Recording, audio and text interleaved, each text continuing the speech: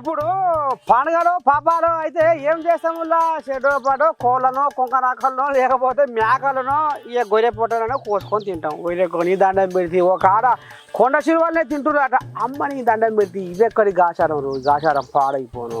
కొండ చిరువలు తింటే బత్తరా మనుషులు అని అనుకుంటుర్రా? ఇక చూడరు మరి ఎక్కడ తింటుర్రో. వరకో ఇదేం చిత్రమో వరకు చుట్టమో పక్కవో వచ్చిందంటే కోడి పిల్లని కోసి మర్యాద చేస్తాం. కాకపోతే పండుగో పాపవో పెంజో పేరంటమో అయితే మేకల కోసి బంతులో లేపుతాం. అంతేగాని కొండ సిలువలు అంటేనే ఒక ఆరం వచ్చేటి వాయ్. కొండ సిలువల్ని చూస్తేనే ఒళ్ళు ముళ్ళు ఎక్కేదాయ్. ఇది ఎక్కడ ఈ చంత్రము ఉడత నోము నోసింది అన్నట్టు మా నర్సేత కొండ సిలువని తింటుర్రట అని కొల్లపురం పెట్టి చెప్తుడు ఏంది అనుకుంటారు కదా ప్రజలారా. ఇక ఈ ముచ్చట మన దేశంది కాదల్లో బయట దేశం ఆఫ్రికా దేశాల్లో మాయా రోగాలతోటి పాడైపోరు కోళ్ళు మేకలు ఉత్త పుణ్యానికే జీవిడిసి పాడైతున్నాయి అడనులా. ఇక అందుకే నీసు దొరకక ఆఫ్రికా దేశ జనాలు బూగర చేస్తున్నాడనులా.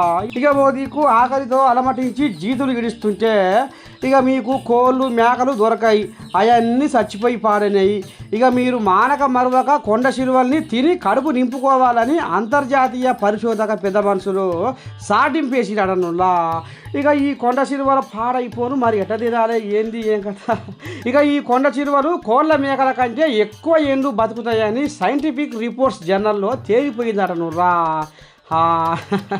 ఏమో పోర్రా, చూస్తే ఒళ్ళు గగురు పొడిచే ఈ కొండ సిలువను ఎట్లా ముట్టుకుంటారో, ఎట్లా కోసుకుంటారో, ఎట్లా దీన్ని పాడు చేస్తారో అని ఒక ఆరం వచ్చేటోళ్ళు ఈ రకంగా గుసగుస పెట్టుకుంటున్నాడనుండా.